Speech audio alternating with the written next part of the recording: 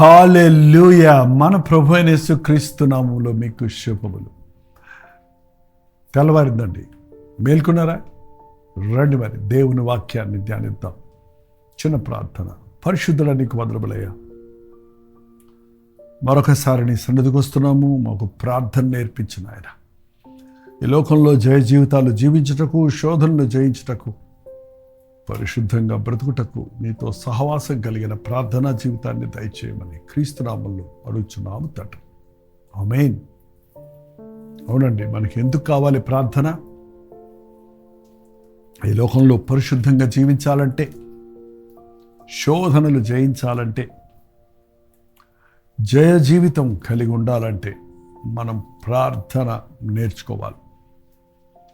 యేసు ప్రభు తన శిష్యులకు ప్రసంగాలు నేర్పించలేదు, పాటలు నేర్పించలేదు, ఆరాధనలు ఎలా చేయాలని చెప్పలేదు, ఆ దెయ్యాలను ఎలా వెళ్ళగొట్టాలని క్లాసెస్ తీసుకోలేదు. కానీ ప్రార్థన ఎలా చేయాలని ఆయన చేసి చూపించాడు. మన ప్రభు ప్రార్థన పరుడు. ప్రార్థనతో పరలోకానికి కనెక్ట్ అయి పరలోకపు శక్తిని భూలోకంలో పొందుతూ అద్భుత ఆశ్చర్య కార్యాలు చేసినవాడు. ఈరోజు మనం కూడా దేవునితో సహవాసం కలిగిన వారిగా, దేవునితో సంబంధం కలిగిన వారిగా, సంభాషించుకునే వారిగా, దైవ నిర్ణయాలు, దైవ చిత్తం ఎరిగిన వారిగా ఈ లోకంలో ఆయన సాక్షులుగా జీవించాలని ప్రభు కోరుతూ ఉన్నాడు. ఇవాళ బుధవారం అండి, మధ్యవార ప్రార్థనా కూటం ప్రతి సంఘంలో ఉండాలి. కానీ అనేక సంఘాల్లో ఈ రోజున ప్రార్థనా కూడికలకు ప్రాముఖ్యత ఇవ్వటం లేదు. అప్పుడప్పుడు ఏదో ఆల్ నైట్ ప్రేయర్స్ను, ప్రత్యేక ఒక రాత్రి ప్రార్థనను జరిపిస్తూ ఉండారేమో. కానీ ప్రతి వారానికి 2 సార్లు పరిచయుడు ఉపవాసం ఉండి ప్రార్థించాడు. మీ సంఘాల్లో మధ్యవార ప్రార్థన కూటం ఉంటే తప్పక హాజరవ్వండి. లేకపోతే మీ పాస్టర్ గారిని జరిపించమని, మీరే పాస్టర్ గారు అయితే నిర్ణయం చేసుకోండి. నిజమే, మనుషులు రారు. మాకు చెన్నైలో కూడా బహు తక్కువ మందే బుధవారం హాజరవుతారు. అయినప్పటికీ ప్రవీణ ప్రేరేపణను బట్టి ఇప్పుడు బుధవారం ఉపవాస ప్రార్థన, శుక్రవారం ఉపవాస ప్రార్థన కంటిన్యూ చేస్తున్నప్పుడు ఎంతో దేవుని ఆత్మశక్తిని పుంజుకుంటున్నాం. ప్రభు యొక్క ప్రత్యక్షతలను తెలుసుకోగలుగుతున్నాం. యేసయ్య ప్రార్థనకు ఎంత ప్రాముఖ్యత ఇచ్చాడో బైబిల్లో ఎన్నో చోట్ల చూడగలం. ఆయన ఇంకనూ చీకటిగా ఉండగానే వెళ్ళి ఒలీవ కొండలకు వెళ్ళి ప్రార్థించేవాడని, రాత్రంతా ప్రార్థనలో గడిపినని, ముఖ్యంగా ఆయన అప్పగించబడిన రాత్రి ఆయన చూడండి, లూకా సువార్త 22వ అధ్యాయము 39వ వచనం చదువుతున్నాను, వినండి. తరువాత ఆయన బయలుదేరి తన వాడుక చొప్పున అంటే అలవాటు ప్రకారం రెగ్యులర్గా ఆయన వెళ్ళే ప్రార్థనా స్థలం ఒలీవ కొండకు వెళ్ళగా శిష్యులు ఆయన వెంట వెళ్ళిరి. ఆ చోట చేరి ఆయన వారితో, మీరు శోధనలో ప్రవేశించకుండా ఉండినట్లు ప్రార్థన చేయడని చెప్పి వారి యొద్ద నుండి రాతివేత దూరం వెళ్ళి మోకాళ్ళలోని, హల్లెలూయా, మన యేసయ్య మోకాళ్ళలోని ప్రార్థించాడు. మనం కూడా మోకాళ్ళ ప్రార్థన నేర్చుకోవాలి. తండ్రి, ఈ గిన్నె నా యొద్ద నుండి తొలగించుటకు నీ చిత్తమైతే తొలగించము, అయినను నా ఇష్టము కాదు నీ చిత్తమే సిద్ధించునుగాక అని ప్రార్థించను. ప్రార్థన అనగానే మనం ఏదేదేదో కోరేసుకుంటున్నాం. మనం అది దయచే ప్రభువా, ఇది దయచే ప్రభువా, మరి స్వస్థపరచు ప్రభువా, నాకు ఆరోగ్యం దయచే, నన్ను నొప్పి తీసే ప్రభువా, నా బాధ తీసే ప్రభువా అనేదే ఏకరూపడుతున్నామే. కానీ అసలు ప్రార్థన అనేది మన ఇష్టాలు, మన అవసరతలన్నీ దేవునితో చెప్పుకోవటం కాదండి. దేవుని ఇష్టమేంటి, దేవుని చిత్తమేంటి, దేవుని ప్రణాళిక ఏంటని ఎరగటం.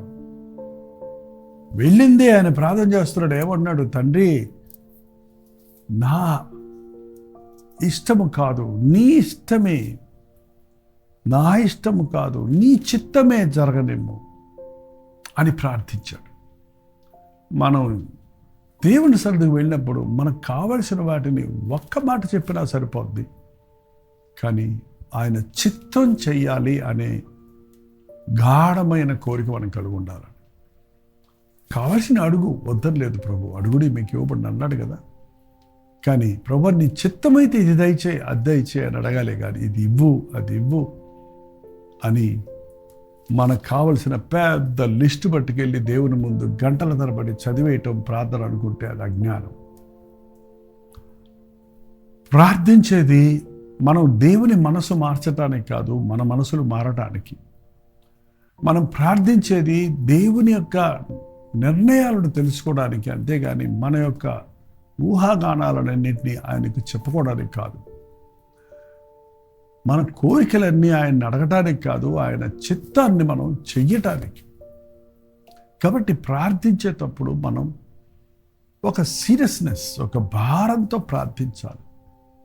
చాలామంది ప్రార్థన చేస్తున్నప్పుడు అసలు వాళ్ళు ఏం అడుగుతున్నారో వాళ్ళకే తెలియదు, నోటుకొచ్చిన మాటలన్నిటితో ప్రార్థిస్తుంటారు. వాక్యం చెబుతుంది, ఆయన ఆకాశం మీద ఉన్నాడు, నువ్వు భూలోకంలో ఉన్నావు, నీ మాటలు జాగ్రత్త, ఊరికే దేవుని సందుకు వెళ్ళి పెక్కు మాటలు పలకకు, అనవసరమైన ఊటులు పెట్టుకోకు, అనవసరమైనటువంటి వ్యాఖ్యానాలు చేయకు. గుండెల్లో నుంచి, నీ హృదయాంతరేంద్రియాల్లో నుంచి వచ్చే కేకే నిజమైన ప్రార్థన. ఆ బాధలో నుండి, ఆ వేదనలో నుండి, ఆ కొరతలో నుండి, ఆ అవసరతలో నుండి, దేవా నాకు సహాయం చేయి అనే ఆశ నీకుంటే, కేక వేస్తే ప్రభు అద్భుతంగా మనకు మేలు చేస్తాడు. ఇక్కడ యేసయ్య చేసిన ప్రార్థన, నీ చిత్తమైతే ఈ గిన్నె నా యొద్ద నుండి తొలగించు. నీ చిత్తమైతే తొలగించు, అయినను నా ఇష్టము కాదు, నీ చిత్తమే జరగనేమో. కొన్నిసార్లు మనకి ఇష్టం లేని వాటిని చేయమంటాడండి దేవుడు. అదే ఎవరికి ఇష్టం చెప్పండి? కష్టపడటం, సుఖపడటం అంటే అందరికి ఇష్టమే. మనం కష్టపడమంటే కష్టపడతామా? విశ్వాసంతో ఉండమంటే కష్టం అంటారు. సునాయాసనంగా మనకు మార్గాలు చూపించాలని అనుకుంటున్నాం. ఇరుకు మార్గంలో వెళ్ళాలంటే కష్టపడాలి. విశాల మార్గంలో పోవడానికి ఏ బాధ అక్కర్లేదు, ఏ శ్రమ పడక్కర్లేదు. మన ప్రార్థనలోకి వెళ్ళినప్పుడు మనం ప్రభు సన్నిధిలో మన చిత్తాన్ని, మన ఇష్టాన్ని విడిచిపెట్టడానికి సిద్ధంగా ఉండాలి. అది నిజమైన ప్రార్థన. నేను అనుకుంటుంది కాదు ప్రభువా, నువ్వు అన్నది జరగాలి నా పట్ల. అనాలోచనగా దేవుని సొందులో ప్రార్థించే వారికి మేలు కంటే కీడే ఎక్కువ కలుగుతుందండి. ప్రార్థన అనేది దేవునికి మన విన్నప పత్రాలను తెలియచేసుకోవటమే కానీ, ప్రార్థన అనేది ఏదో మనం డిమాండ్ చేసి ఆయన దగ్గర నుంచి గుంజుకోవడానికి కాదండి. ఆయన ఇస్తాడు, తన బిడ్డలకు మేలైనవే ఇస్తాడు. ఆయన చేస్తాడు, ఆయన చేసేవన్నీ మనకు సమకూడి జరుగుతాయి. అటువంటి విశ్వాసంతో మనం ప్రార్థన చేయాలి. అందుకే బైబిల్ చెప్తుంది, విశ్వాసంతో ప్రభువుని అడుగు, నీకు అద్భుతాలు జరుగుతాయి. అవిశ్వాసంతో అడిగేవాడికి ఏది దొరకదు. కాబట్టి మనం ప్రార్థన అన్నప్పుడు మోకాళ్ళుని ప్రార్థించి మనం చెప్తున్నాం. యేసయ్య మోకాళ్ళుని ప్రార్థించాడు. మోకాళ్ళ ప్రార్థనలో ఎంత శక్తి ఉంటుందో, ఎంత ఏకాగ్రత ఉంటుందో, ఎంత గొప్ప విడుదల దొరుకుతుందో, ఎలాగూ దేవునికి సన్నిహితం అవుతావు అని అన్నది నేను ఎంతసేపు వివరించినా మీరు మోకరించి ప్రార్థన చేసే వరకు మీ అనుభవంగా మారదండి. రోజు కొద్ది నిమిషాలు మోకరించి ప్రార్థించండి. మోకాళ్ళు నొప్పులని చెప్పొద్దు, మోకరించలేను అనొద్దు. ఏంటండి, మీరు మోకరించండి. ఏదైనా సపోర్ట్ తీసుకొని మోకరించండి. కావాలంటే ఏదన్నా సపోర్ట్ తీసుకొని మోకాళ్ళ మీద నిలబడండి. ఎదురుగుండా ఒక కుర్చీ తిరగేసి పట్టుకొని ఒక మెట్టు మీద. బట్ మోకాళ్ళు ఉన్నప్పుడు, ఎందుకంటే దేవుడు మన ప్రార్థన వినడానికి ఆయన దైవాది దేవుడని, ఆయన శక్తి కలిగిన వాడని, ఆయన యజమానని ఆయనకు మనం సబ్మిట్ చేసుకుంటున్నప్పుడు మనం ఆయన ఎదుట మోకరిల్లటం మనకి ఎంతో మేలండి. అంతేకాదు, వాక్యం చెప్పబడింది, ప్రతి మోకాలు ఆకాశం మీద, ఆకాశం మీద, ఆకాశంలో భూమి మీద భూమి కింద ఉన్న వారి ప్రతి మోకాలు యేసు నామములో వంగాలని, ప్రతి నాలుక ఆయనే ప్రభువును ఒప్పుకోవాలని దేవుడు హెచ్చించాడు. ఎప్పుడైతే నువ్వు దేవుని సన్నిధిలో మోకరించావో, నువ్వు సబ్మిట్ చేసేసుకున్నావు, నిన్ను నీవు అప్పగించేసుకున్నావు అన్నమాట. నీవు లొంగిపోయావు దేవునికి.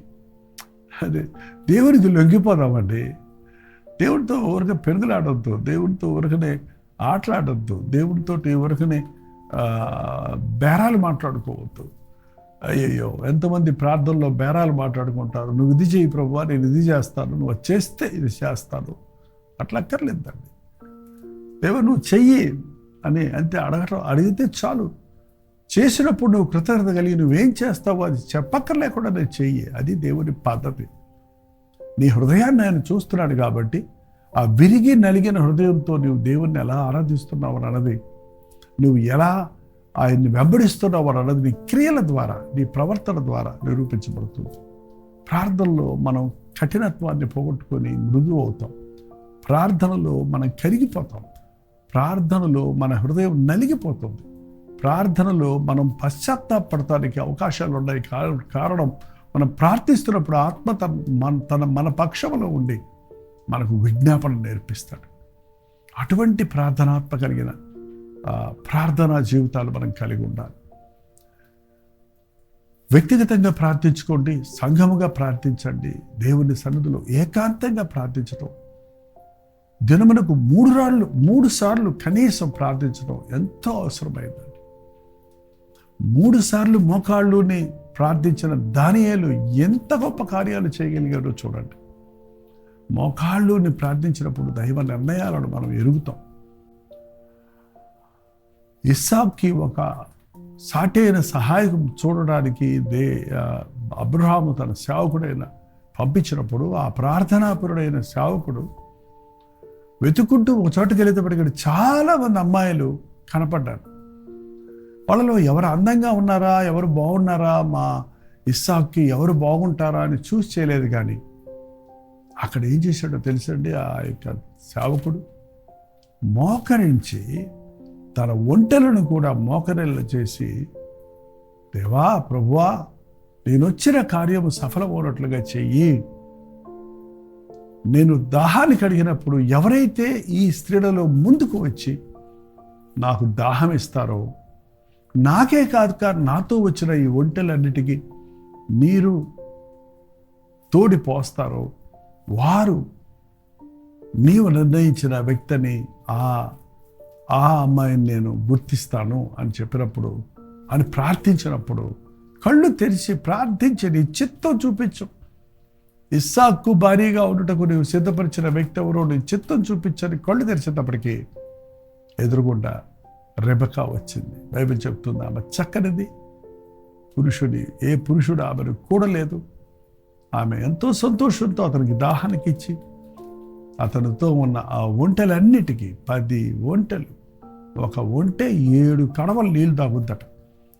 70 కడవల నీళ్లు తోడి ఆ ఒంటెలకు పోసింది. ఈమె దేవుని చిత్తము. యజమానుడు ఎంతో సంపద కలిగిన వాడు, కష్టపడే ఇల్లాలు మా ఇంటికి రావాలి, అన్నిటినీ చక్కబెట్టుకునే స్త్రీ కావాలి, బాధ్యత కలిగిన స్త్రీ కావాలి, ఆతిథ్యమిచ్చే స్త్రీ కావాలి అని అక్షరాలా నెరవేరటం రెబెకా విషయంలో చూస్తున్నాం. ప్రార్థన ద్వారా వివాహ విషయాల్లో దేవుని చిత్తం ఎరగొచ్చు. కంగారు పడకండి. ఈరోజు తొందరపాటు వివాహాలు చేసుకొని మళ్ళీ దాంట్లో సమస్యలు వచ్చినందున విడిపోతూ దేవుని నామానికి దుఃఖం తెప్పిస్తూ తమ జీవితాలు నష్టపరుచుకుంటున్నారు. ప్రార్థనాపూర్వకంగా మనం ఏం చేస్తే దేవుడు తన కార్యాన్ని నెరవేరుస్తాడు. ప్రార్థన నేర్పించయ్యా అని ప్రభుని అడుగుదాం.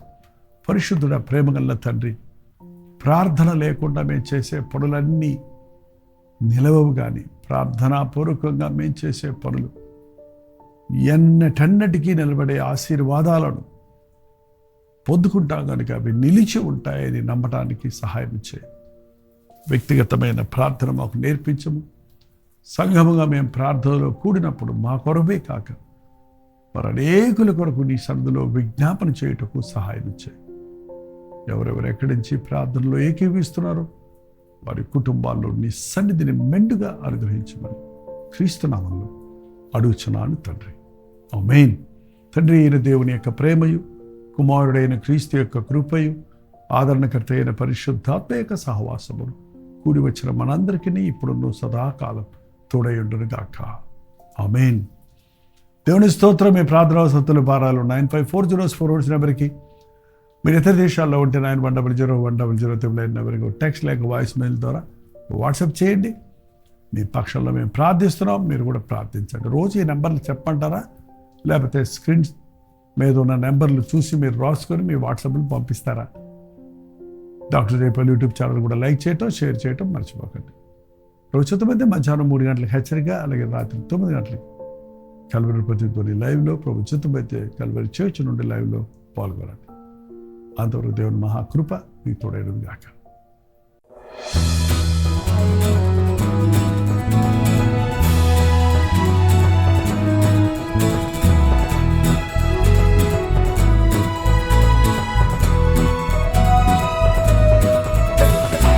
హల్లెలూయా. దుబాయ్, అబుదాబి, షార్జాలో ఉన్న వారికి, తెలుగు వారికి, తమిళ వారికి శుభవార్త. ఈ రోజుల్లో తెలుగు, తమిళు, హిందీ, మలయాళం అనుదిన ధ్యానాలు 4 భాషల్లో ప్రతిరోజు వినిపిస్తున్నాం. మీలో అనేకులు దుబాయ్, అబుదాబి, షార్జాలో ఉన్నవారు, తెలుగువారు, మరి ఇతర భాషల వారు కూడా ఈ అనుదిన ధ్యానాలు విని దీవించబడుతున్నామని వాట్సాప్ల ద్వారా తెలియజేస్తున్నారు. మీలో కొందరు జూమ్లోకి వచ్చి మాట్లాడుతున్నారు. మిమ్మల్ని నేరుగా ముఖాముఖిగా చూసి మీ కొరకు ప్రత్యేకంగా ప్రార్థించాలని, మిమ్మల్ని ఆధ్యాత్మికంగా బలపరచాలని దుబాయ్ వస్తున్నాం. ప్రభు చిత్తమైతే అక్టోబర్ 18వ తారీఖు దుబాయ్లో ఒక్క మీటింగ్, 1 డే అనలేము, ఒక గెట్ టుగెదర్ ఏర్పాటు చేస్తున్నాం. రండి, పాల్గొనండి, ఉజ్జీవించబడండి. వ్యక్తిగతంగా మిమ్మల్ని చూడటానికి, ప్రార్థించడానికి అవకాశాన్ని కలుగజేయండి. మీరు ఏ చర్చి వారైనా, ఏ డినామినేషన్ వారైనా, సోషల్ మీడియా ద్వారా వాక్యం వింటున్న వారైనా, ఇంతకు ముందే మీరు నన్ను ఎరిగిన వారైనా, మేము అందరినీ ప్రేమతో ఆహ్వానిస్తున్నాం. దయచేసి గమనించండి, మిమ్మల్ని ఆధ్యాత్మికంగా బలపరచాలనే ఏక ఉద్దేశంతో మాత్రమే దుబాయ్ వస్తున్నాం. సంఘం పెట్టాలనో, మిమ్మల్ని కలవరపరచాలనో కాదు. కాబట్టి దైవజనులు, పాస్టర్లు మీరందరూ నాకు తెలుసు. మీరు కూడా, మిమ్మల్ని కూడా ప్రేమతో ఆహ్వానిస్తున్నాం. రండి, మనందరం కలిసి మన దేవుని నామాన్ని మహిమపరుద్దాం. ఈ అంచెదినాల్లో ఉన్నాం. ఏక హృదయంతో ప్రార్థించి దేవుని నామాన్ని ఈ దేశాలలో మహిమపరచినట్లుగా ఆయన యుద్ధ నుండి గొప్ప కార్యాల కొరకు ఎదురు చూద్దాం. చిరునామా గమనించండి. Pakistan association hall, street number 11B, Oud Metha road, Bur Dubai, Dubai. ఇంకా విషయమే మీకు వివరాలు కావాలంటే ఈ కింద ఉన్నటువంటి ఫోన్ నెంబర్కి మీరు కాంటాక్ట్ చేయండి, లేదా SMS పెట్టండి, ఈమెయిల్ చేయండి, లేక వాట్సాప్ చేయండి. కనిపెట్టి మళ్ళీ మళ్ళీ ప్రయత్నించండి. తప్పకుండా మీ ఫోన్ ఎత్తి మీకు అడ్రస్ వివరాలు తెలియజేస్తారు. అలాగే లింక్ పంపించడానికి మీరు సహకరించబడతారు. తప్పకుండా రండి. ఒక్క మీటింగ్ కోసం ఎంతో ప్రయాసపడి మీకోసం ఆధ్యాత్మికంగా మిమ్మల్ని బలపరచడం కోసం ప్రభు చిత్తంలో, ప్రభు ఇచ్చిన ప్రేరేపణ బట్టి చెన్నై నుంచి దుబాయ్ వస్తున్నాం. అక్టోబర్ 18వ తారీఖు సాయంత్రం 5 గంటల నుంచి గ్యాదర్ అవుతున్న ఈ గ్యాదరింగ్లో మొదటి నుంచి చివరి వరకు ఉండి ముఖాముఖిగా మేము చూడటానికి, ప్రార్థించడానికి అవకాశాన్ని కలుగుతుంది. తప్పక వస్తారు కదా.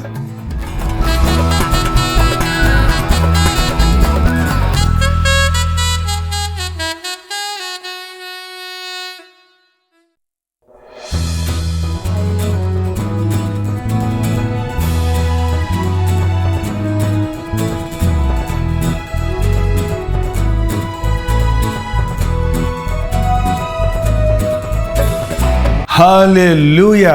ముంబై మహానగరంలో ఉన్న తెలుగు వారికి, హిందీ వారికి, తమిళ వారికి, మలయాళీ వారికి శుభవార్త. ప్రభుత్వమైతే అక్టోబర్ 30వ తారీఖు గోరెగాన్లోను, అలాగే అక్టోబర్ 31వ తారీఖు ధారావిలోను వన్ డే గెట్ టుగెదర్లను మీ కొరకు ఏర్పాటు చేస్తున్నాం. రోజు అనుదిన ధ్యానం ద్వారా, అలాగే టీవీ కార్యక్రమాల ద్వారా దేవుని వాక్యాన్ని వింటూ బలపడుతున్న మిమ్మల్ని ముఖాముఖిగా చూడాలని, మీకోసం వ్యక్తిగతంగా ప్రార్థించాలని చెన్నై నుంచి ముంబై వస్తున్నాం.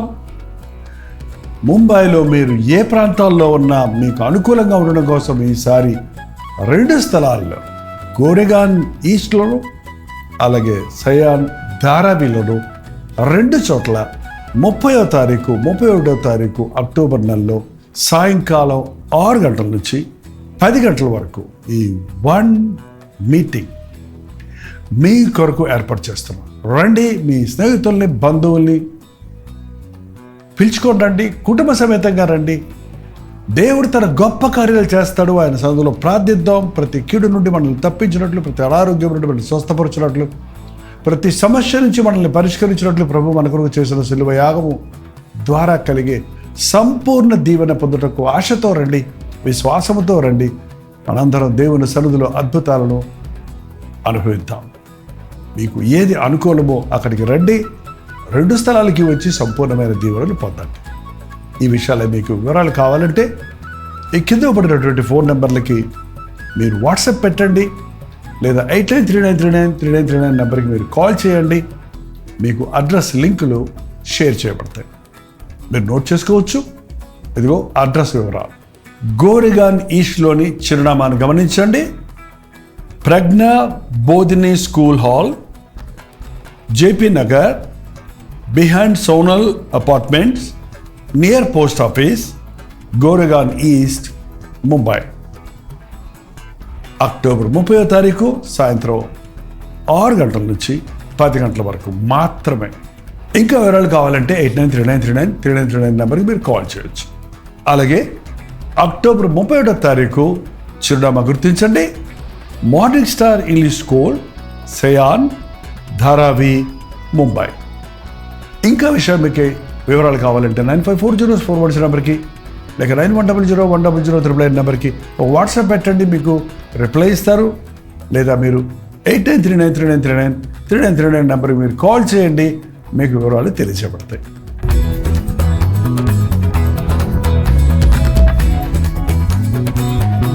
రండి, దేవుని దగ్గర నుంచి గొప్ప కార్యాలు ఎదురు చూద్దాం. ఈ అంచె దినాల్లో ప్రభు ఇచ్చే కృపలను పొందుకొని ఆయన ఆశీర్వాదాలతో ఆనందిద్దాం. తప్పకొస్తారు కదా.